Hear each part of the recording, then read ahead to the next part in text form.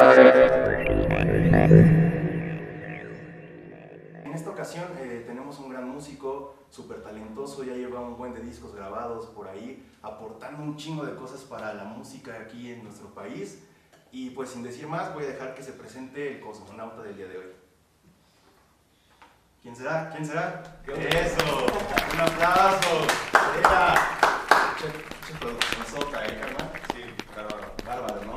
Pues muy bien, preséntate por favor para los que no te conocen. Yo soy Robe, vocalista de los Lopkills y bajista de los Fontana, Ándale.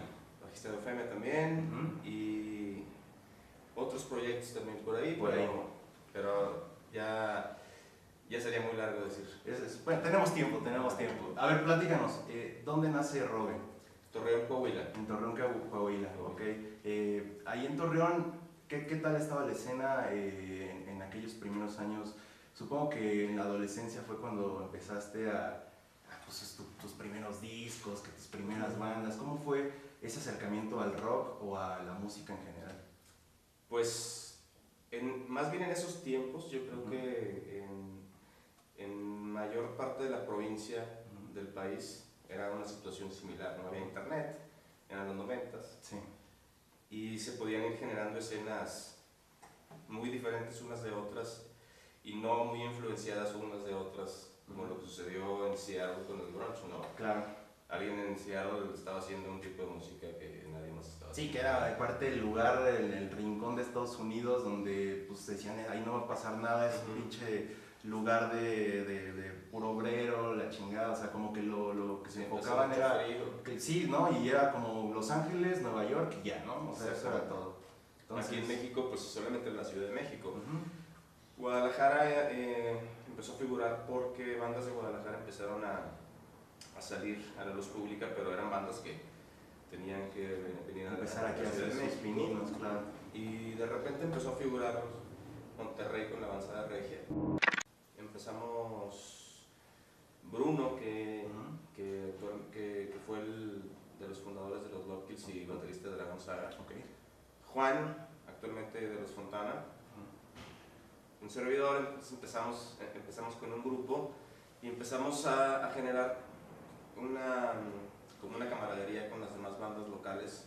Había muchas tocadas, había varios lugares ya como muy abiertos, muy abiertos este para el rock and roll, y donde siempre había rock and roll, y donde la gente iba a ver rock and roll sin importar a lo mejor qué banda va a tocar, sino porque quieres ir a ver rock and roll. Claro, ¿no? claro. Y te vas a topar una banda diferente. Entonces había mucha escena, pero no sí, había... Que la invitación era más directa, ¿no? Más buena, estos güeyes acá vamos, ¿no? No esperabas el clásico invitación de Facebook, asistiré o no asistiré, no existía. No existía el internet, no, lo que hacías era ir al radio y anunciar la tocada y hacer... Pegar los pósters. Sí, claro. Y de repente, pues, ayuda de la ciudad y se podían hacer buenos eventos, ¿no? Sí. Pero no había absolutamente nada como para poder hacer algún contrato, algún booking o un management. Sí, ya verlo más grande, ¿no? Con una disquera, exacto, alguien que te empezara a ayudar de otra forma. Entonces, en esos tiempos, pues el único camino era la disquera o la disquera, ¿no? Sí. Entonces, pues estaba más que trazado la onda de que quieres dedicar a la música, pues tienes que irte a la Ciudad de México, y así fue con nosotros. Sí. Nos venimos para la Ciudad de México cuando todavía existía un poco todavía estaba Rocotitlán, por ejemplo, ¿no? Buenísimo. Cuando nosotros llegamos a México estaba terminando Rocotitlán. Los últimos años de Rocotitlán. Sí, claro. Entonces así era un poco el rollo de cómo empezamos en la música. O sea, cualquier cosa que tú querías conseguir de información sobre un artista, pues era MTV o las revistas, ¿no? Circus Magazine, claro, Hit Parade o Metal Hammer, que eran las únicas que llegaban. Entonces te enterabas. Un bootleg era dificilísimo de conseguir, ¿no? Sí, no era otro pedo. Entonces, pues, nosotros nos íbamos a Houston, y nos íbamos a El Paso, y nos íbamos a McAllen. Vamos por el de Pearl Jam, güey. Que acaba de salir el mes pasado, cámara. Exactamente. Qué chingón. Existía esa onda con el disco, ¿no? Sí. Y en Estados Unidos, pues veías las filas de los güeyes esperando. Como ahora cuando esperan el iPhone, ¿no? Así. Exactamente, así esperábamos los discos, ¿no? Sí, güey. Y aparte era súper chido porque hay tantos discos en esta tienda y si se acaban, Exacto. Ya, güey, o sea, quién sabe cuándo vuelvan a sacar el que sí. Y en Torreón había tiendas especializadas de discos Pumas. Entonces casi era nuestro club. Sí, ahí era donde se juntaba toda la oleada. Qué Exacto. chingón. Y por ejemplo, ¿cuál fue, tú consideras tus primeras bandas serias, por ejemplo, donde empezabas que ya juntarte con tus amigos a querer hacer tus rolas, Ajá. a querer grabar, a querer tocar en todos lados? Pues ¿Te acuerdas como de alguna? nosotros prácticamente soltamos la patineta y agarramos la guitarra muchas veces. Durante un tiempo coexistieron las patinetas y las guitarras. Es que nosotros, Juan Long de los Fontana, Claro. y yo somos amigos como desde tercero de primaria. Nos juntamos desde tercero de primaria. Entonces el papá de Juan, que aquí está Charlie, su carnal. Eso es todo. El papá de Charlie y el papá de Juan Okay. tenían, él siempre tuvo las ganas de dedicarse a la música. Y esas ganas que tenía las descargaba ayudando a una banda de metal que se llamaba Fragua, ¿no? Entonces el papá de Charlie se los llevó a San Antonio y les compró todo el backline. Les grabó un disco y los tenía ensayando en el sótano de casa de Juan. Ensayaban en casa de Juan. Entonces él era como su manager, productor ejecutivo. Sí, todo, güey. Y les grabó un LP. Entonces nosotros estando en primaria y secundaria vivíamos eso y era real. Puta, güey, ya estoy en el desmadre, güey, ¿no? Entonces nosotros esperábamos a que terminara de ensayar Fragua y nos bajábamos a escondidas del sótano y agarramos los instrumentos. En ese tiempo Juan era baterista y yo era vocalista. Y luego descubrí el bajo, igual habría sido el que es el bajo que tenía. Entonces Fragua brilló, ¿no? ¿no? Y empezamos a tocar. Después estábamos en sexto, ¿no? Okay. Y ya en secundaria ya decidimos que íbamos a tomarlo en serio y formamos una banda que años después mutaría hacia Dragón Saga. Era una banda que se llamaba Dulceana. Entonces, para no hacerte el cuento largo, Bruno estaba en la batería, Juan estaba cantando, yo estaba como bajista. Y hubo muchísimos guitarristas, ¿no? Inclusive Mario Dom estuvo en esa banda de tecladista. Sí, ahí que recorrieron todos, ¿no? O sea que literal fue un grupo como de cochera, digamos. Fue un grupo de sótano. Así empezó. Porque, de sótano más que o sea que literal fue de que agarraron los instrumentos y se pusieron a tocar. ¿Ya tenían una noción de cómo se tocaba o simplemente empezaron a improvisar? Yo tenía una noción de cómo se tocaba la guitarra, porque mi mamá me enseñó a tocar guitarra de niño. Okay. Entonces, ¿Cómo a qué edad te empezó a enseñar? Pues desde que me acuerdo, o sea, fue así, porque siempre había guitarras en mi casa porque mi mamá tocaba guitarra. Y seguro que de niño te la daban, no tocabas nada, pero te encantaba, ¿no? Y ya después cuando empecé a tener un poco más sentido, pues, ya mi mamá me dijo, mira, estos dos, re, mi, fa, sol, así. Sí. Y ya de ahí, pues obviamente tú sabes que cuando algo te apasiona, pues no necesitas nada más que las ganas de hacerlo y aprendes, pues aprendes. Con la herramienta tienes, ¿no? Exactamente. Para desarrollarlo. Entonces, pues sí, teníamos también una idea de cómo tocar la batería. Aprendimos. ¿Quién sabe cómo aprendimos? Sí. Juan y yo tocando la batería. Ya era algo que traían nato, ¿no? Ya entonces, dentro de ustedes. Guitarra, el bajo y cantábamos. Pues de repente, cuando dijimos, vamos a una banda, ¿no? Sucede que ya formamos, cambia un poquito. Juan se saca de la batería y se va a la voz. Okay. Porque Bruno y Marcelo, que Marcelo fue integrante de los Lopis, también tenían una banda que se llamaba Rosa Cruz. Okay. Igual en Torreón. En Torreón, entonces le dicen a Juan, oye, ve a cantar a Rosa Cruz. Y Juan dice, oye, pero es que estoy con Robe. Pues bueno, vamos a ver qué pedo, ¿no? Y en total, el bajista que tenía esa banda embaraza a su chica a los 16 años, ¿no? Se sale del grupo y me invitan a mí como bajista. Okay. Hacemos Dulceana, ¿no? Y empezamos a tocar en Torreón y grabamos un demo en un estudio de grabación que todavía era análogo. Okay. Con Blanca Rosé, que era un estudio donde todo el mundo grabamos en Torreón. Inclusive Mario Domay empezó ahí con sus... en ese mismo estudio. Okay. Todos los bandas de Torreón, pues, de esa época empezamos ahí. Ahí era parada... Era parada obligatoria y era caro. Okay. Y no era de que, güey, del bombo... No, y aparte como era análogo, pues sí salía una lanita, ¿no? Pues era por tiempo, ¿no? Entonces tenías que ir ensayado, producido. A lo que ibas. Desde niños, güey, nos entró este rollo de, a ver, un productor, pues había una banda que se llamaba Monitos Voodoo, que nos gustaba mucho de Torreón, entonces le dijimos al bajista, oye, güey, pues queremos que seas nuestro productor. Entonces yo ya tenía ahí 15 años. Entonces le tomábamos mucha seriedad a las producciones, ¿no? Desde chavitos. Entonces empezamos a grabar, empezó a salir en el radio la canción y en Torreón fue un putazo esa canción. Entonces desde ahí... Y eran los famosillos de Torreón, casi. Pues es que había muy pocas estaciones de radio y en todas sonaba mucho esa canción y todo el mundo quería esa canción, nada más en Torreón, ¿no? Entonces pues empezamos con este rollo de querer hacerlo cada vez más en serio y un día un personaje de la música de Torreón, pero que es un personaje de la música aquí en México, Carlos Lara, nos dice, si ustedes algún día quieren hacerlo con la música tienen que ir a México, y desde ahí nos quedamos pensando que nos tenemos que ir a México. Y pues seguían chavitos, ¿no? Estábamos chavitos, entonces... ¿Cuántos años tenían cuando les dijeron que como tenían que ir a como 15 años. Y ustedes así como de... Ajá. Con la hormona hasta arriba. Sí, con la hormona, y que la tarea y que... Exacto.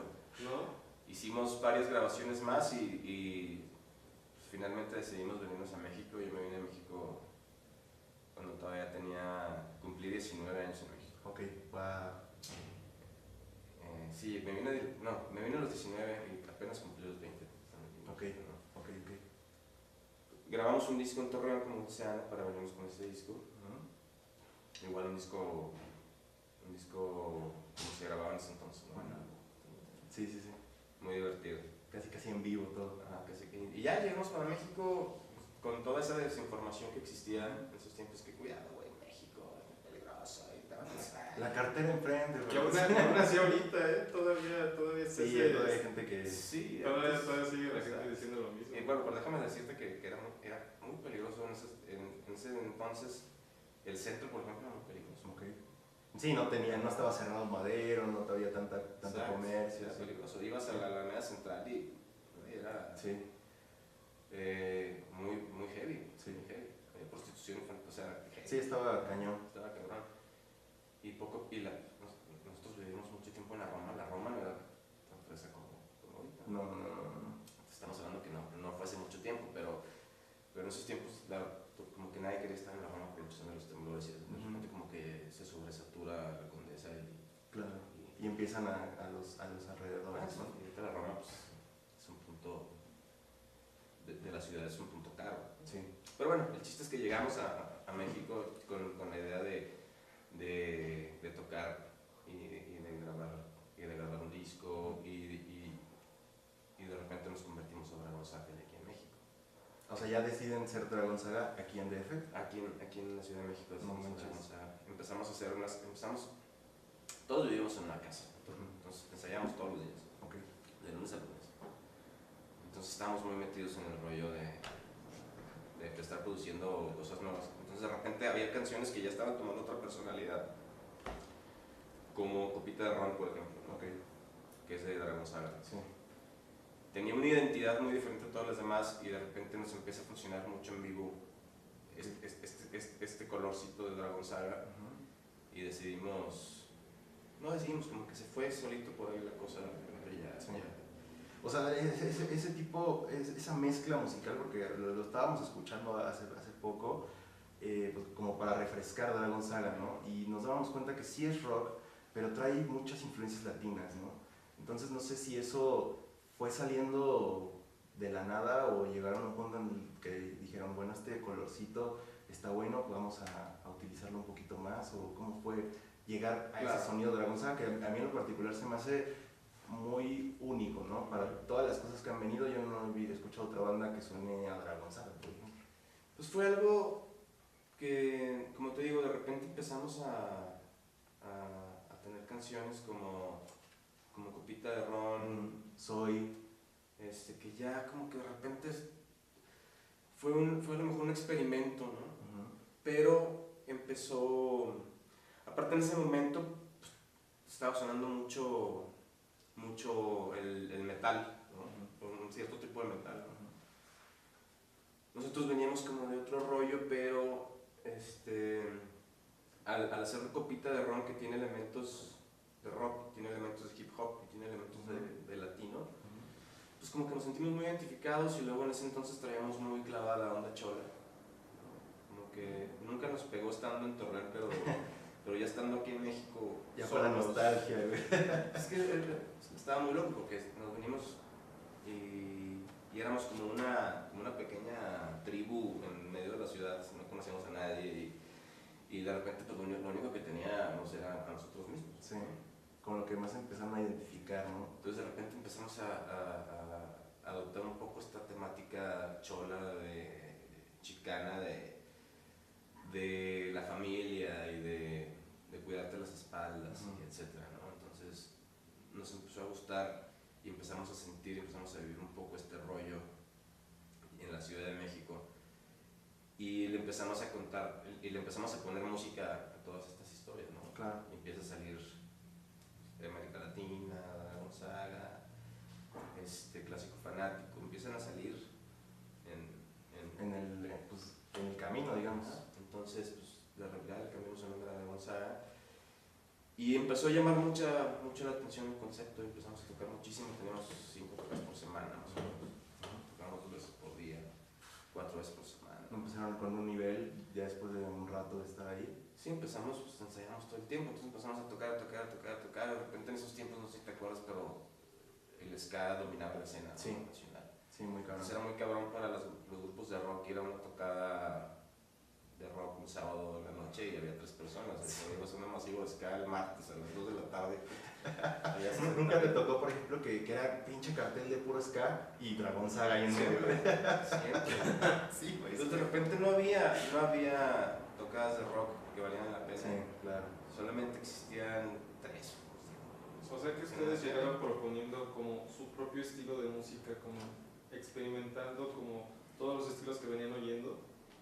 Sí, fue un momento como de simbiosis ahí rara entre nosotros, entre la situación de la ciudad, entre lo que estábamos escuchando, entre la cultura del norte del país y ciertas cosas que nos desidentificaron.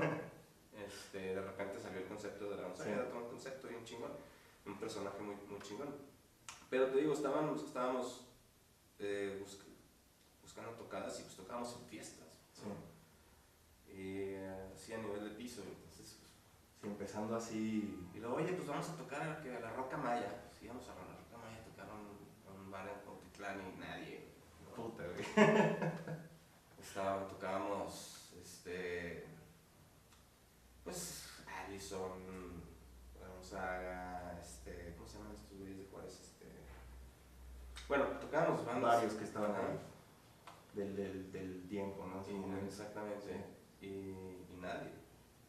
Y no luego, jalaba tanto. De repente como tocabas después, en el bulbo, órale. No, pero no puedes estar tocando siempre en el bulbo. Sí, claro. Y de repente tocabas en la corte, ¿no? Sí, porque aparte no había tantos foros y los foros que había, por ejemplo, la Alicia, yo me acuerdo que en ese entonces todo el año era ska, güey. Sí, o sea, y yo creo que de repente metían ahí un rock o algo, pero nadie se enteraba, y ese era como también el problema. Sí, entonces para las bandas de rock era un poco difícil. Y aparte el ska en ese tiempo, o sea, la banda era pesada, Sí. ¿no? O sea, la banda era muy pesada. Sí. O sea, a mí me tocó ver que bajaban Ali Guerra, Plastilina, Zurdo, bajaban a botellazos. Sí. Esa era la onda, estaba cabrón. Sí, claro. Entonces, nosotros nos invitan a una tocada ska un día y nos hacemos muy amigos de los Alave Bimba, que van a banda de ska. Okay. Y de la cosa, y de nuestra cosa que se llamaba Nuestra Cosa. Entonces, Cosa Nostra, ¿no? Sí. Nuestra Cosa. Ah, ok. Era al revés, Ok. ese grupo. Y varias bandillas que andaban movidas en el ska, ¿no? Que andaban tocando en los masivos. Y nos hicimos carnales de estos güeyes y nos empezaron a invitar a las tocadas. Okay. Entonces nosotros salíamos al escenario en el masivo, entonces la gente nos veía y se sentaba. Y aparte salían con su paliacate y cholo, ¿no? Sí, salíamos de cholo. Entonces salíamos y de repente la gente nos veía y se sentaban y nos daban la espalda. No, mames. De vernos nada más, sin escucharnos. Sí. Entonces desarrollamos una onda para ese tipo de tocadas. Acá estoy, ¿no? Exacto, como cierta agresividad, pero más bien era un escudo, ¿no? Ahora sí que sacaban al dragón. Ajá, entonces ¿no? hacíamos un setlist como para 1, 2, 3, 4, vámonos. Sí, cámara. Nunca nos bajaron. Okay. Y nos fuimos empezando a ganar a la banda. Y de repente el público de la ska ya nos quería un chingo. Entonces de repente las tocadas que era puro ska y Dragón Saga, puro ska, resorte, Dragón Saga, puro ska, resorte, Dragón Saga. Y de repente ya estábamos tocando las tocadas ska. Sí. Y ya nos quería la gente, ya sabían las canciones, ya nos iban a ver nosotros también. Sí. Y fue algo muy chingón porque sí, como que empezó esa estábamos tocando metal y la gente bailaba ska. Estaba muy chingón. Qué cagado. Estaba muy cabrón. Y en eso viene el rastreo de bandas. Exactamente eso iba. Fue justo ahí. Ok. Entonces empezamos con todo el pedo del rastreo de bandas y empezamos a sonar un chingo en la radio y de repente íbamos a las tocadas de ska y decían, ¿qué pedo, güey? ¿Por qué Sí, ya se fueron? Ya se vendieron, güey, ¿no? No. Sí, para la gente que no sepa cuál es el rastreo de bandas, puta, tiene un par de años, muchos años, donde esta radio lo que hacía era juntar, que tú mandaras tu material y todo el rollo y la gente te escogían los de la radio y dentro de ese grupito que creo que es lo que viene, salió Dragón Saga, salió DLD, salió Eufemia, salió TV Kamikaze, que fueron las bandas top de ese rastreo de bandas y que ahorita siguen tocando. TV Kamikaze me parece que ya no, pero todas, o sea, independientemente de que sea la misma banda o no, han seguido y de estos, bueno, un poquito de lo que estamos hablando. Exacto, sí, fue un concurso súper chingón porque aplicamos 750 bandas, de las cuales quedamos 5 finalistas. Entonces, todo el rollo desde que se hicieron las convocatorias hasta la final y hasta que sacamos cada quien nuestro disco, pues fue un momento bien chingón porque teníamos el apoyo de la gente y del radio. Y era la radio que todo el mundo escuchaba. Entonces, fue un momento de crecimiento muy padre para las bandas que estábamos en el concurso, de muchas tocadas, de muchos amigos nuevos, de empezar a conocer la onda. Ahora sí ya no es claro, ¿no? Ya había disqueras de por medio, ya había contratos, ya había booking, ya había pues los registros de las cosas. O sea, ya de repente bueno, esto todo se puso serio. Sí. Y ahí empezamos a trabajar y hasta la fecha, pues, Eufemia, por ejemplo, es Quique San de Televisión Kamikaze, claro. Yo de Dragón Saga. Exactamente. Es una banda como que gestada en el rastreo de bandas muy chingón.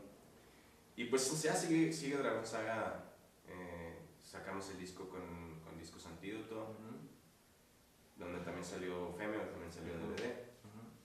Y fue muy chistoso, ¿no? Porque todo ese grupillo terminó con la misma disquera, ¿no? Sí, es que sabes que congeniábamos en ideas, el señor González y Leo Granados y Toño, traíamos el mismo patín. Sí. Entonces, después de varias experiencias con las otras disqueras involucradas en el concurso, había una disquera española que tenía muy buena distribución, pero las leyes no aplicaban a México. Igual, claro.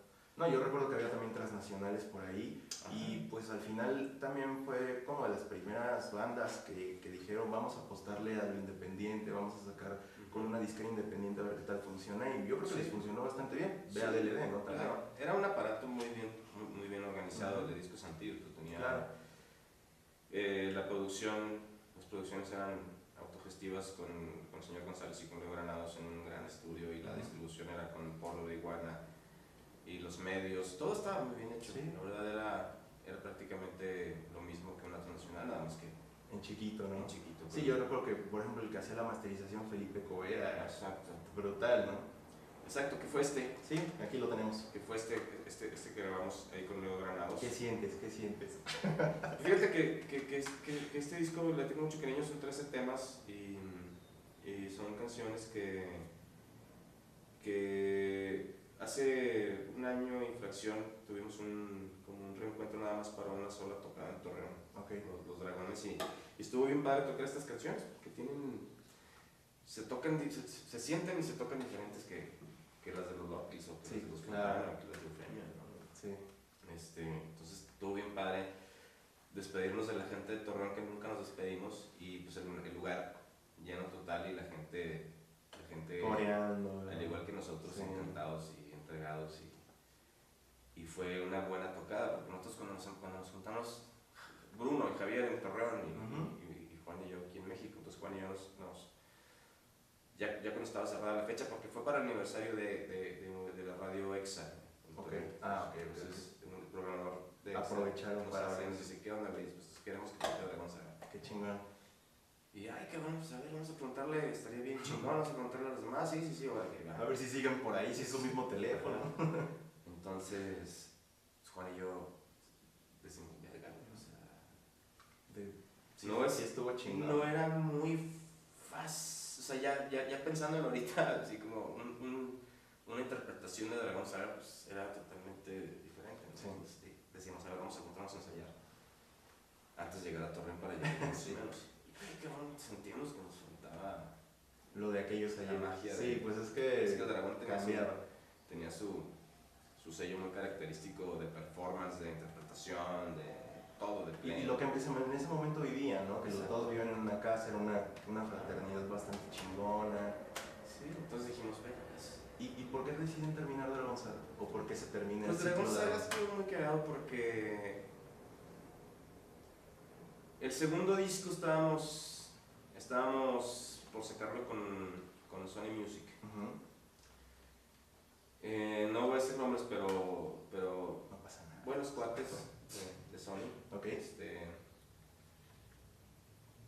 Nos querían grabar el segundo disco, entonces el productor y el productor ejecutivo que estaba llevando a cabo todo este rollo para que sacáramos el disco ahí, empezó a pegarse mucho a los ensayos de la producción y de repente nos damos cuenta que se está poniendo raro el asunto porque nos quieren cambiar el nombre y nos quieren meter a un guitarrista a huevo. Ok, sí o sí. Ajá. Los de la disquera querían como que, pues como que su... Sí, pero con mis condiciones. Sí, no, bueno, te voy a cambiar el nombre, te voy a meter a este güey y los temas van a tener que ir por este lado. Mira, qué chido. Y nosotros, pues, ok, vamos a trabajar, vamos a ver qué onda, y luego decimos, oye, pero es que si no nos queremos cambiar el nombre, y si no queremos que entre tu cuate, ¿qué pedo? Pues dale, de repente me dice Juan, pues es que sabes que esto ya no lo estoy sintiendo mío, güey. Sí, claro. Creo que ya. Y en ese momento, pues decidimos separarnos y cada quien seguir. Juan seguir por su camino musical y yo seguir por el mío. Claro, pero siempre como cuates, ¿no? Siempre como cuates, claro. Tanto así que ahora el resultado es Los Fontana, ¿no? Sí, yo toco con Los Fontana el bajo. Que bueno, Los Fontana ya es una orquesta casi, ¿no? Y manda machos. Yo toco con el Juan y de repente Juan participa con los Locals en coproducción. Sí, que ahora, por ejemplo, en el último disco del Sueño Caprichoso hay una canción con Juan Long, ¿no? Y es una coproducción entre Juan Long y yo. Buenísimo. Ese disco lo produjimos Juanito y yo. Cuando entras a Eufemia, ¿ya existían los Loki? ¿Ya tenías alguna idea? Ya existían los Lokis. Ya, cuando termina Dragón Saga, yo me regreso a Torreón como por un tiempo de 5 meses. Okay. En esos 5 meses es cuando se crean los Lokis. Okay. Empezamos yo regreso a Torreón ya con canciones, entonces... se empieza a gestar, digamos, ahora en Torreón los Loki. Exacto. Qué Entonces chistoso. nos juntamos a ensayar Marcelo y yo y salen las canciones, grabamos un demo, entonces el demo de repente empezó a sonar en RMX y nos invitaban a los festivales de ahí de EXA y de RMX. De repente dijimos, oye, pues vamos a hacerlo otra vez, ¿no? Vamos a hacerlo bien. Entonces le hablamos a Mauricio Terracina, hicimos contacto con él, con el bajista de Seguro para que nos produjera. Y él de Monterrey viaja a Torreón. Okay. Y hacemos la producción del homónimo de los Loki. Y regresamos a México y aquí lo editamos con Madame Records. Y es ahí cuando yo entro en Eufemia. Ok. Ya regresando. Súper bien, o sea, te tocó ese enlace entre Eufemia y los Loki, ¿no? Que sí. Yo considero que son cosas diferentes, está bien chido. Sí, como... son totalmente diferentes y cuando yo regreso a México, el guitarrista, que era Roger, y el baterista, que era Bruno, pues decide no no venir a México. Uf, ok.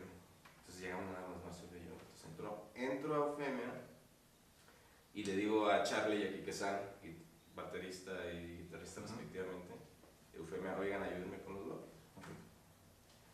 Entonces, de repente ya Eufemia y los Lockpills eran casi la misma configuración, nada más sin Quique vocalista, ¿no? Sí, sí, sí. Entonces estábamos Marcelo, estaba yo, estaba Quique San y estaba Charlie. Claro. Era ahí como un híbrido, entonces así fue como Que Marcelo sí es de Torreón. Era, digamos, eran ustedes los únicos dos de Torreón y dos del DF. Así es. Qué chistoso. Y ya posteriormente fue cambiando la alineación, ¿no?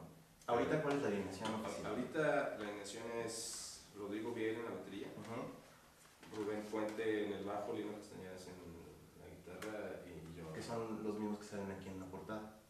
No, aquí sale Raúl y aquí sale Marcelo, pero la alineación cambia este año. Para que ya saben. Ajá. Dato curioso. La alineación Okay. cambia este año, Okay. pero a la alineación pasada todavía le tocó las fotos de este disco. De este disco, claro. Está bastante bueno. A nosotros nos... Y la producción les tocó también. Me gustó bastante. Sí, a mí me gusta mucho, por ejemplo, la de Pa' que veas que sí te quiero y El Pecador. El Pintor del Pecador. Está bueno.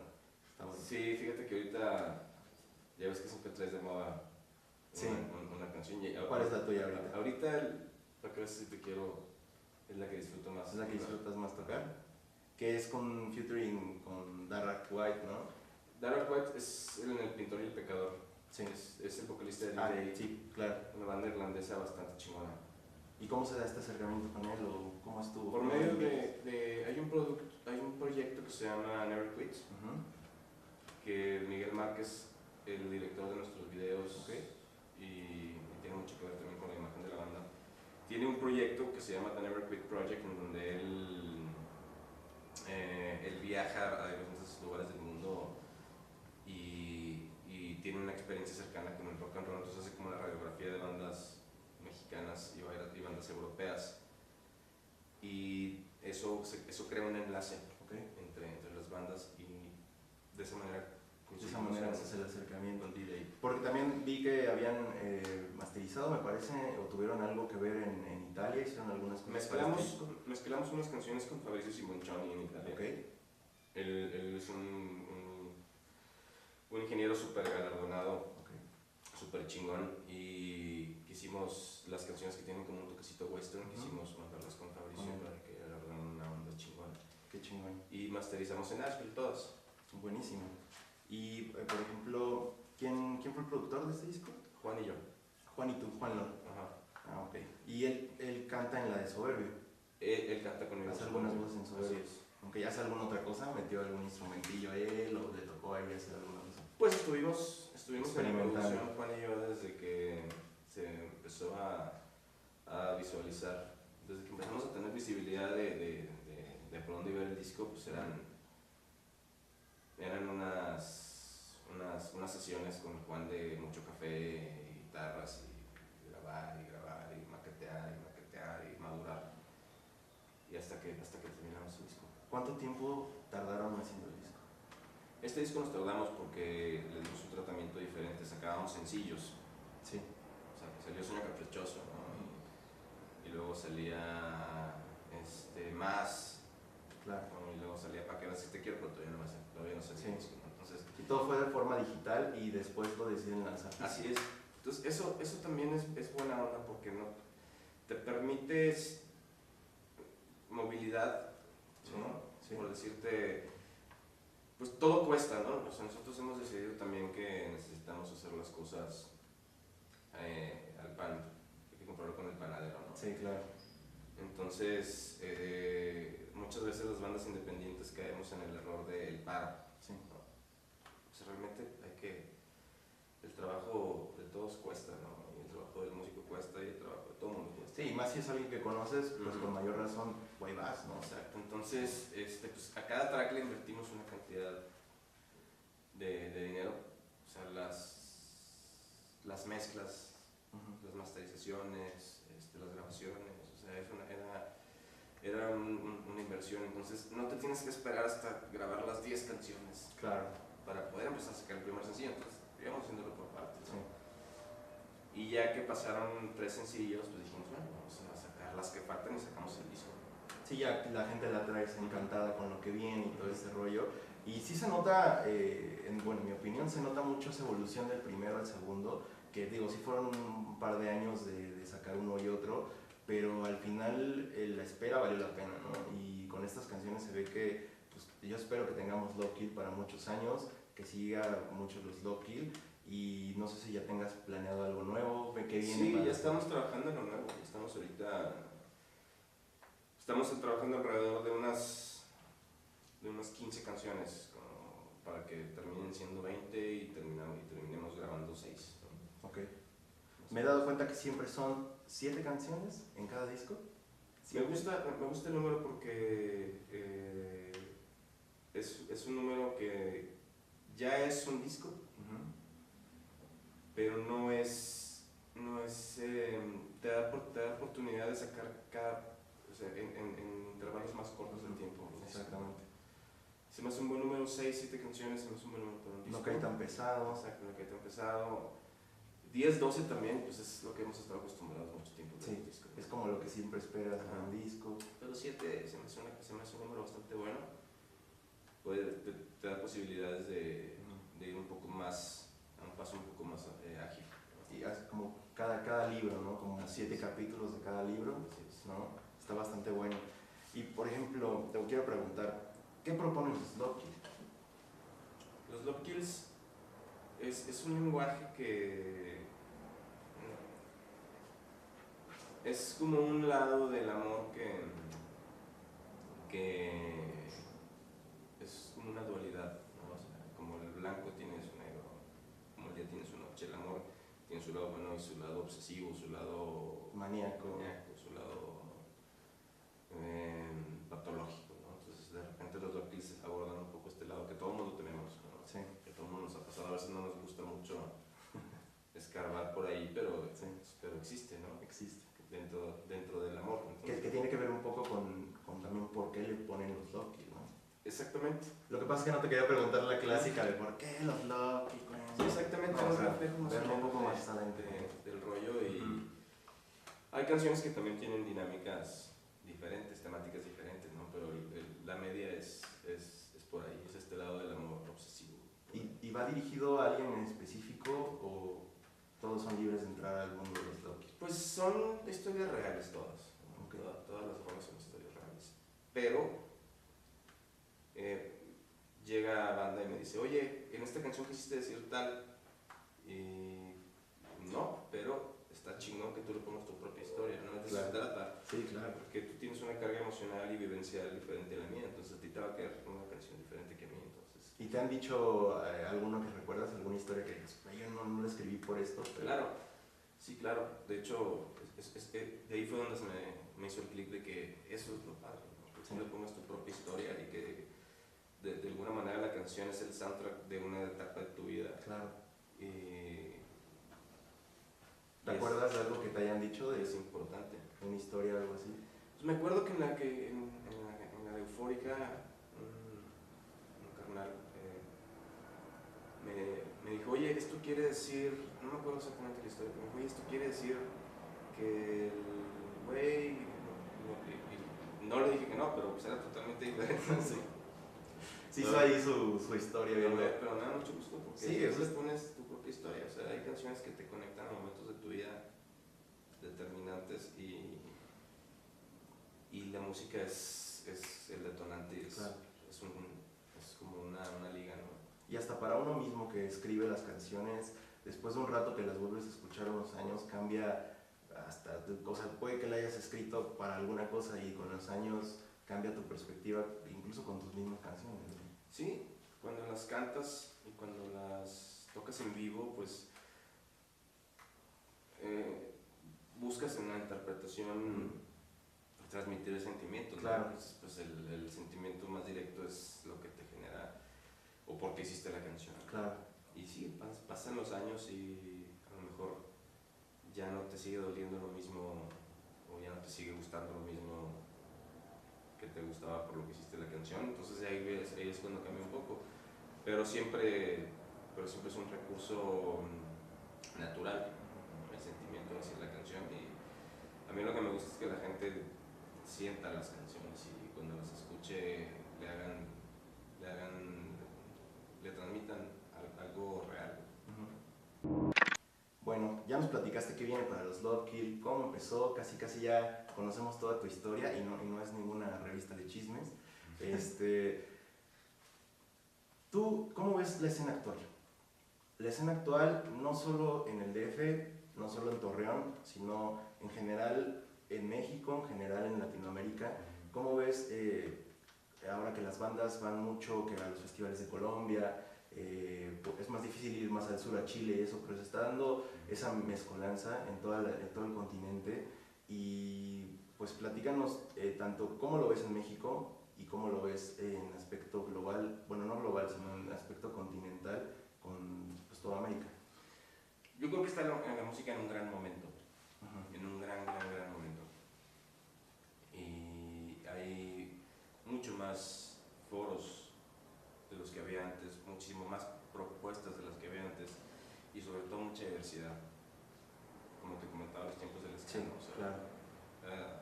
era difícil entrar el círculo, ¿no? Y te lo tienes que ganar a chingazos y guitarrazos.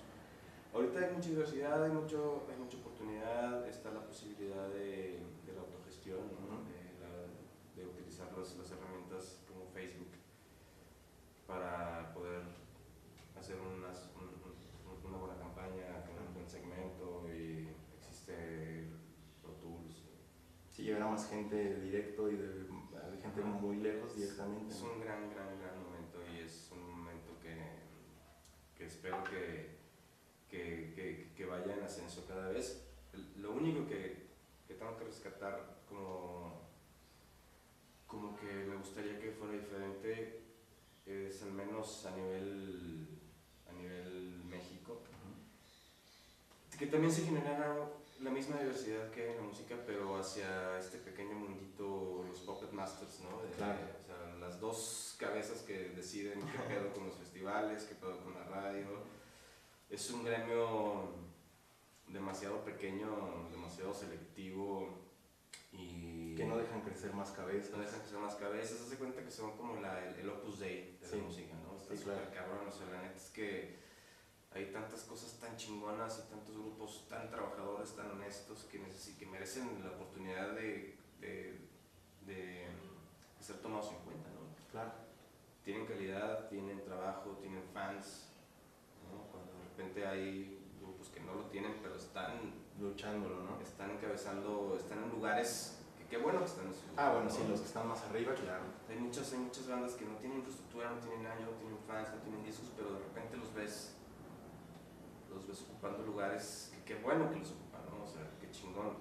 O sea, cada quien utiliza sus medios. Si tú tienes medios para llegar ahí, pues utilízalos, eso es un consejo, ¿no? Sí. Pero pues hay bandas también que tienen algo que proponer. Que tienen muchísimas cosas, pero se les tapan les pisan la cabeza, ¿no? Sí. Entonces, eso creo que cuando eso cambie va a ser algo exponencialmente mucho más chingón. ¿Y tú crees que sí podría competir con grandes países que han dado mucha música, como Queen y cosas así, por ejemplo Inglaterra, en Estados Unidos? Pues sí, lo que pasa es que tenemos la barrera del lenguaje, ¿no? Sí, una promoción en México, pues es México, Centro, Sudamérica, España y la parte latina de Estados Unidos. Pero una música sajona, pues es todo el mundo. Claro. China, India, sí. O sea, igualmente que de hecho eso es difícil competir, pero en cuestión de calidad musical, ¿tú crees que sí podría competir muy fácilmente? Sí, o sea, y las disqueras lo hacían muy bien cuando firmaban a esta última camada de contratos old school, sí. ¿No? Que fueron Zurdo, Molotov, Plastilina, etcétera, que les ponían productores internacionales. Claro. Es como cuando mandas a un jugador mexicano a entrenar a Europa, cuando es un entrenador europeo, claro, ¿no? O sea, sí. Da muy buen resultado. Está chingón porque es un panorama muy amplio, claro. y ya cuando tú tienes el know-how y el expertise, pues ya lo puedes aplicar, ¿no? Entonces, está muy bueno ese esa cuestión de trabajar con grandes productores que han trabajado con grandes bandas, claro. Y de repente tú aprendes de eso y lo aplicas. Entonces, yo creo que sí podemos competir sin problema, ¿no? Nada más la cosa es que es diferente también a veces los presupuestos con los que tienes. Sí, pues claro. O sea, una disquera ejerce un presupuesto de mucho más dinero para una banda que en México, ¿no? Entonces, es ahí donde está la balanza se dispersa, está un poco dispersa, ¿no? Sí. Y bueno, los Love Kill, ¿tú crees que solo es rock o ya es una influencia de muchos más géneros? No, pues es rock. Es que el rock ya es... ¿O tú cómo lo considerarías? El rock ya es sublime, ¿no? O sea, es por decir que aunque Alejandra Guzmán o Alex Sintek le pongan distorsión, lo siento, ¿no? Claro. Pero aunque los Babasónicos sean más puntitos cada vez, es rock, ¿no? Sí. ¿Pero por qué? ¿Quién sabe? Yo te pregunto porque ahora se está dando mucho que las bandas ya no quieren decir qué género son, ¿no? Porque muchas veces traen una descripción desde lo que hacen muy cabrona, güey, que es rock con sinfónico de metal y ya sabes, no empiezan acá a chorear, güey. Es música, ¿no? Es lo que claro. Yo digo cuando estamos en las producciones y cuando estoy en producción con alguien más. Todo es solo about the music, o sea, no tiene que ver nada con tu ego ni con si tu parte va a brillar o no va a brillar, o si tenemos que irnos por un estilo, no, es música, es música. Es rock, al menos si me preguntas los Love Kill, pues es rock. Okay. El rock no quiere decir súper distorsión, ¿no? Rock es otra cosa, creo, ahorita. Es más una filosofía, ¿no? Sí, es más una filosofía y un sonido. Como te digo, si los Babasónicos pueden tocar sin distorsión, pero es rock. Sí. ¿Sabes? Zoé. Es una personalidad del rock. Sí. Alejandro Guzmán no es rock. ¿No? Sí, lo que dices, aunque les pongas la distorsión más cabrona. No, lo siento. ¿Qué pasa con Cristian Castro, no? También, o sea, lo siento. Claro. No es rock. ¿Por qué? Porque no entiendes que es rock. ¿sabes? Sí. Y yo, ahorita, en estos tiempos, ya con tanta cosa, pues, yo creo que con tanta estilo musical y con tanta influencia, pues, ya es difícil como decir, este género se compone de tal y tal ingrediente, claro. Sí, no es como preguntarle a un chef cómo fue tu receta, ¿no? O sea, igual no te la quiere decir, igual sí, igual tiene su idea de cómo son las cosas, o no tiene ni siquiera una receta hecha, dice, yo lo hago como a mí me gusta que sepa esto. Exactamente. Muy bien, amigo, muchas gracias por estar aquí con nosotros. Un gustazo. Qué chingón. ¿Y suerte si vas a ser nuestro padrino de temporada o qué? Sí, señor. Conste, ya lo atoramos. Suerte con tu disco. Muchas gracias, ya te lo estaré enseñando. Tus redes sociales, amigo, para que te sigamos. Facebook.com/Los Love Kills oficial, Instagram Los Love Kills, YouTube Los Love Kills. Los Love Kills, todos saben. Búsquenlo ustedes como Twitter, Los Love Kills, les sale. Y si no, chequenlo aquí abajo en la descripción, ahí van a venir todas sus redes sociales. Yo soy Tavio, acá atrás mi amigo Trupi el Kid. Un gran saludo y recuerden, acá atrás nuestro amigo Robodón. Yo soy Tavio, muchas gracias por estar aquí, síganos en las redes sociales de Cosmonauta, nos vemos en la que sigue.